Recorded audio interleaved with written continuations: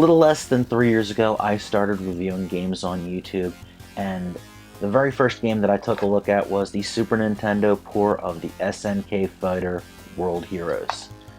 And at the end of that video, I made this statement. If you own a Genesis, I highly recommend you avoid the World Heroes port that was Western developed and published by Sega in 1994. This time around, I've decided to elaborate on that remark finally, and it's been a long time since I've played this, so let's see if my opinion's changed any. The story of the game goes something sort of like this. A scientist with a time machine gathers the most powerful fighters in history to battle with each other.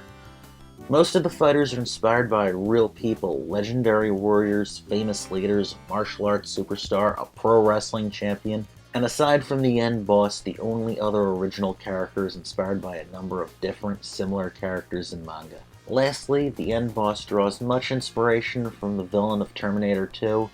Not the most original of ideas, but still a little bit creative. On first inspection, it looks like it might be a decent port. There's actually a little bit more animation in the backgrounds of some of the stages compared to the Super Nintendo version. I'll even go as far as saying that I like some of what they did with the limited color palette of the Genesis on many of the stages. Overall, I think the game looks pretty decent for the time. The Genesis had been out a while when Sega Midwest rolled out this port. However, there are some issues with character animation and in the scrolling of the stages, the former of which does affect the gameplay a bit, but I'll get into that later. The more you look and see this version of the game, the more you notice the corners were cut in making the port.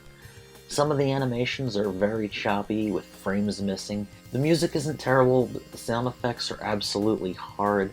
The hits sound muffled and the voices are scratchy and often just hard to hear what they're saying, many of which are even omitted.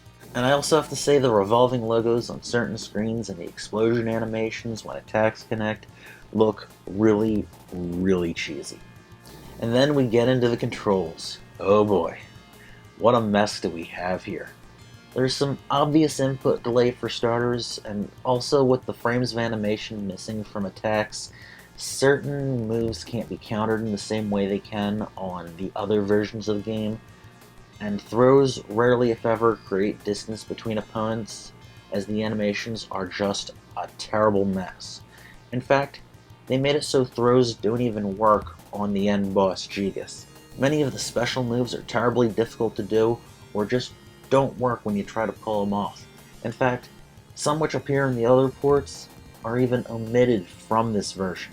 If you're using a 3 or 6 button controller, it will map to different attack button layouts. The 3 is truer to the arcade, but having separate light and strong attacks are more convenient. Not that it really matters much, as the best strategy regardless of character or controller type is to mash the hell out of the buttons. It's really all you can do.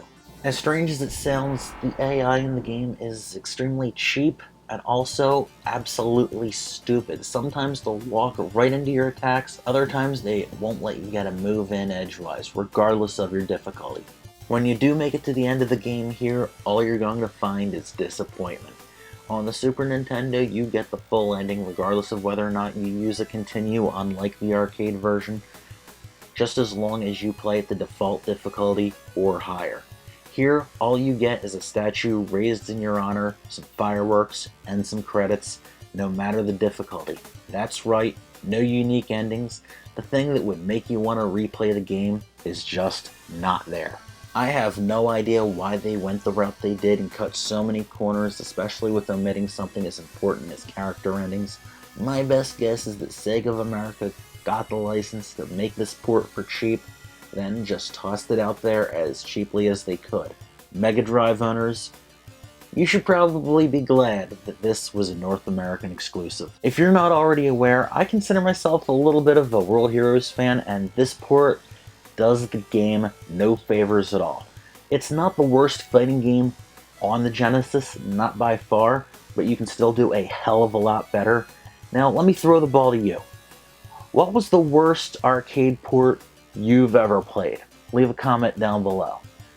Thank you for watching, and I'll see you next time. Take care.